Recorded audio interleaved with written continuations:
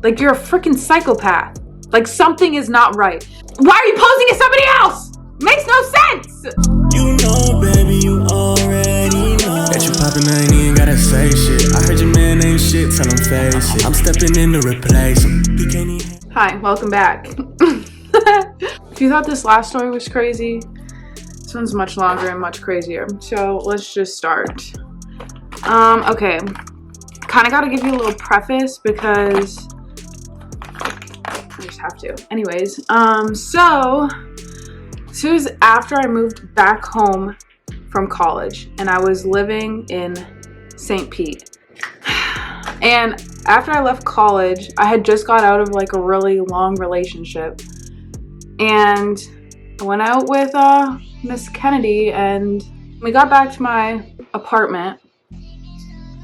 Kennedy convinced me to download Tinder. The first mistake of this whole story. Oh my god. So, drunk me agrees. I download Tinder. Never in my life have I ever had like a dating app, dating anything like that. But you know, I was like, well, might as well. So download Tinder and end up matching with this guy, and I'm not hiding names this time because I really don't care. Match with this guy, and his name was Tony on Tinder. And Tony was 31 or maybe 33. And I remember saying to Kennedy, I was like, he's kind of like a little bit too old for me. Because at the time I think I was like 21. But in my head, I was like, this is a little bit too old for me. And Kennedy's like, no, it's okay. So I talked to Tony. I'm going to describe what Tony, the pictures look like because it becomes important later on. So Tony, he was white. He had a beard. He had like not like super long hair, but like not short hair at all. And his beard was like super full. And he had tattoos. I don't know if I said he was tall, but I think he said he was like 6'1" or 6'3" or something in his stupid Tinder bio, because why everybody does that, I don't know. Anyways, so I talked to Tony on Tinder for maybe like a few days, and of course, then he asked me for my phone number, but I didn't want to give him my phone number, so I asked him if he had like Instagram or Twitter or Snapchat or any other form of social media, and he told me like, no, he's not into social media or anything like that. And I mean, he was 30 something, so I was like, maybe that's what old people do. No, don't do. So I end up getting this man's, it's called WhatsApp, and it's like a text messaging thing. So I add this man on WhatsApp, which is, there's really no point in using WhatsApp because they still see your phone number anyway. So anyways, I talked to the man on WhatsApp for like, I don't know, maybe 3 days. And then we basically make plans. And I'm a scary ass person. I'm not going to meet you for the first time by myself. I have no idea who you are because in my head you're going to kidnap me. Good thing I didn't meet him for the first time by myself because he probably would have kidnapped me. Anyways, so this was the day before Kennedy's birthday. And we planned on going to this bar called Mandarin Heights. And I was like, hey, like I'm going to this bar. I think this was last minute, to be honest. I was like, hey, I'm going to this bar with my friends tonight if you want to meet me there, like for the first time or whatever.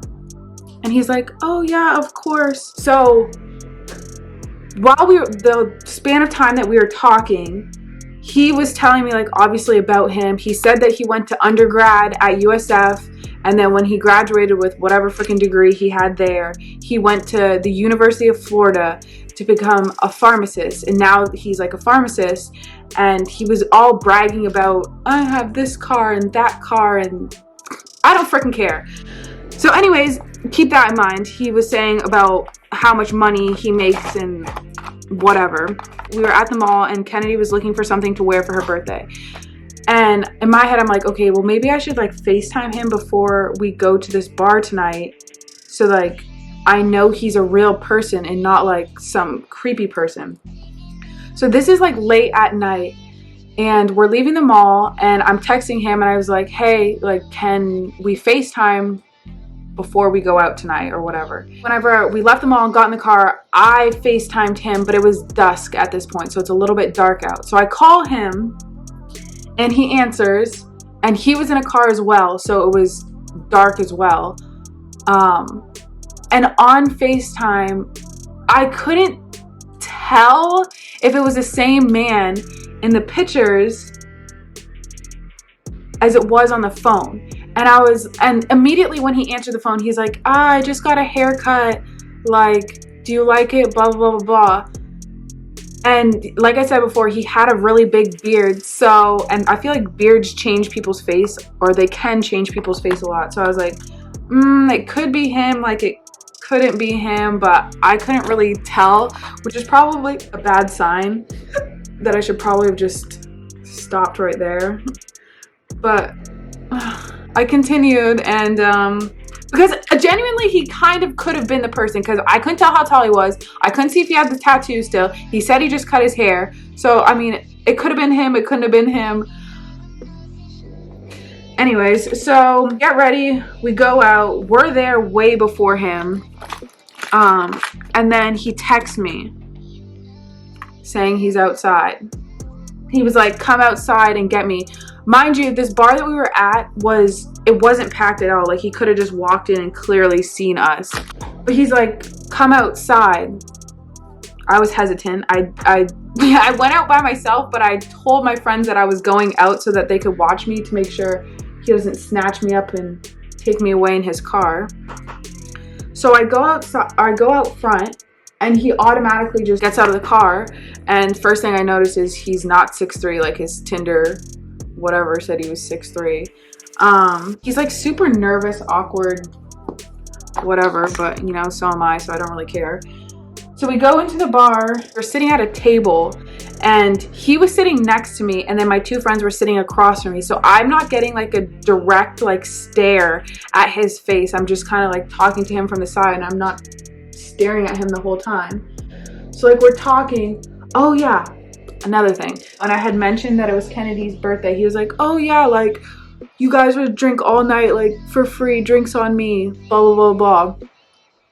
So he says that. And when he gets there, he's all, I forgot my wallet. Of course he did.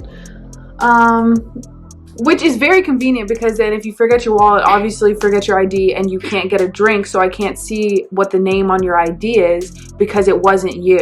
So we're sitting at the table just talking, very awkward, weird conversation. He seemed very scared, almost. Very nervous, it was just very weird. I wasn't into it at all. Thank the Lord, because that would have been fucking even worse if I was. So me and Kennedy were like, oh, we have to go to the bathroom. Because in my head this whole time, I'm still like kind of looking at the man from the side like, are you the fucking person from the pictures or are you not? Because I genuinely cannot tell. So me and Kennedy get up and we go to the bathroom. And I feel like boys kind of know what that means. That we're about to go talk in the bathroom. So we go to the bathroom and I pull up the Tinder. The Tinder is gone. Vanished. The count has disappeared, because I was going to the Tinder to reference the pictures because I didn't see any tattoos, and he was wearing like a shirt that kind of stopped here, and in the picture he had like a tattoo that would have came down to like probably here. So the Tinder account is gone. But then I had screenshotted pictures from the Tinder way before and sent them to Kennedy. And I remember that he had like 3 like freckles like in a triangle on his face. The freckles weren't there. The freckles weren't there. So we go back to the table. When we go back to the table, he automatically is kind of like, I want to go home. Like, I think I'm going to leave. I feel stupid because I forgot my wallet and blah, blah, blah, blah, blah. So I'm like, okay. And he's like, can you walk me out? Which at this point, I'm like nervous. Like, I don't really want to walk you out because you really might kidnap me, because now we know that you're not the person from the Tinder. But I didn't really want to make a scene because I didn't want to like trigger him, because obviously you're a psycho if you're faking to be somebody else on Tinder and you follow through all the way to going out and meeting the other person. Like, you're a freaking psychopath. Like something is not right in your head. So I go with it and I'm like, oh yeah, like I'll walk you out to your car. But one of my friends was like peeking through the fence to make sure he didn't snatch me up into the car. I don't really remember the conversation when we were out front of the car, but I remember saying to him that he wasn't the person in the pictures, and he kind of like played dumb, like he was the person in the pictures, but you're just not the person in the pictures. So I remember saying something to him about he's not the person in the pictures, and he was like, of course it's me. Anyways, that was the whole date. This is where it gets fucking weird. So he leaves, and then we go back inside. I get Kennedy, and I'm like, we're leaving, because this man is not the man he says he was. He's fucking weird. The fact that you did all this stuff up to this point, something's not right, and we gotta go because he knows where we are right now. So we leave and we go to a different bar, and this is now when I'm saying to him, like, you aren't the person that you said you were in the fucking Tinder. Like, why are you lying? Like, I don't understand. Why are you posing as somebody else? Makes no sense. So anyways, that night I'm texting him and I'm like, you're not the person that you say you are. And I'm kind of going in on him, like, why are you lying? Like, so he kept saying that, call me so I can explain myself, call me so I can explain myself. But we're at a bar, and I think I ended up getting drunk. We went back to Kennedy's house. The next morning I wake up and he's still asking to explain himself. So I'm like, okay. So he calls me, whatever, and the conversation starts. Kennedy recorded the entire phone call, so I guess we're gonna insert the audio. Okay, we had to stop because the lighting got bad, so we had to set up the ring light. But now we're back. Before we get into the actual conversation on the phone, let's just talk about what we did prior to this phone conversation. So before the phone conversation, we had looked up the phone number, so we knew that his name was John. We found his LinkedIn, so now we knew that he was a cashier at Walgreens. We knew that he lived with his mom. And then prior to the date, he was sending me pictures of like the cars he had, because he was asking which car that he should drive that night. So he sent the pictures, and then also prior to that night, he had sent a picture of flowers. And at this time is when iPhones, like on iPhones, you could save a picture to your camera roll and swipe up and see when the picture was taken and where the picture was taken. So the roses that he sent a picture of to me the night before we went out, that picture was taken Valentine's Day the year before. And then one of the cars was taken at his mom's house, which was the car that he showed up in that night.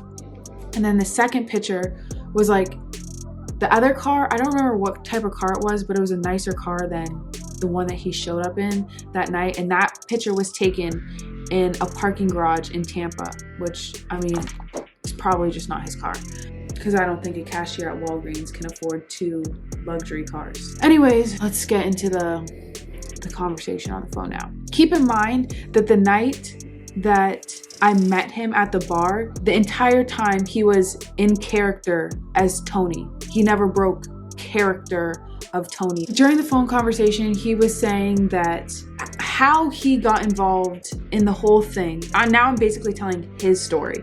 So Tony was on Tinder and was in a relationship with some girl, but they just broke up, but they were still living together, so they were locked into a lease. And what had happened is Tony asked him to ride in a separate car to the bar that night, so that when I came out to meet him, when I walked out of the bar, he would see me from the car, and if he see me and he wasn't attracted to me, then he was just gonna leave, and at that point, John would go on the date with me. So basically that's what happened. So he said that when I walked out, Tony said, oh, she's not attractive. Like, I'm not attracted to her. So, you know, do your thing, bro. Oh, fucking no. Anyways, and that's when he got out of the car. So instead of just both of them leaving because I was unattractive, he felt so bad for me that I would get left standing outside the bar waiting for somebody, that it was his freaking responsibility to get out of the car and basically be a pedophile. That's when he went on the date with me. I don't even know what he said. Insert clip here. And, you know, I'm just going to say it how it is, because, you know, I didn't really want to, you know, upset you or hurt you, but he just wanted to see what you look like. And he said if he was feeling you, he was going to get out of the car. Otherwise, he said that, I was just going to come in and we were going to both go because you said you were bringing some other friend. You came out, I said hello. He shot me a text and basically just said, look, I'm not coming in. And that's the truth. So then why, when I said you didn't have tattoos, why'd you say I got them lasered off? Well, I honestly did. Did you see my left arm? I did have a tattoo on it. And I did get it lasered off. That was true. Okay. So then why, whenever I was on FaceTime, or before you even FaceTime me the first time, why were you like, oh, heads up, I cut my hair? Did your friend cut his hair? Or you're just already trying to pose as a person from the pictures? No. Again, I'm not trying to pose. That was all genuinely him. You were messaging him back and forth on where'd y'all meet, on Bumble, Tinder, I don't know, whatever website that y'all met on. That was genuinely him. How is that him talking about I have a PhD and I'm a pharmacist? What do you mean? That's what he said on Tinder, or him, you, whoever it is. Well, I don't know what messages was exchanged from y'all, but obviously he's lying. Okay, yeah. So at this point, nothing in the story is adding up. So I'm tired of hearing the lies. So I just started going in on him. Because you're not the person who you said you are in the pictures. Why didn't you just say it then? Because you were about to go in. Your girlfriend had just came out.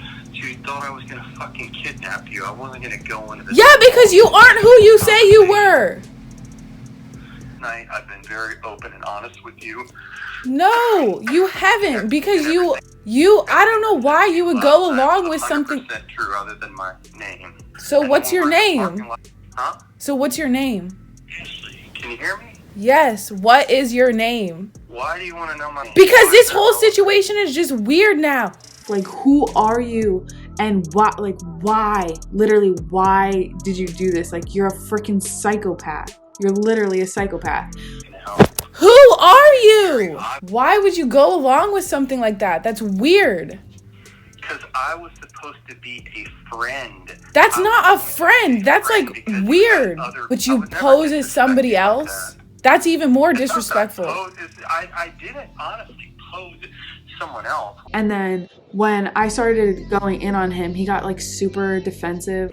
I'm really kind of shocked that you would say that about me. Like, I agree. I think it is fucking weird, but he obviously is in some predicament with his ex, and I don't really tell other people's business like that. But what do you think I'm gonna do? Just walk up to you and say, oh yeah, the guy that you were supposed to meet, he doesn't find you attractive, so he left. Yeah, just a whole bunch of bull that I really didn't want to hear.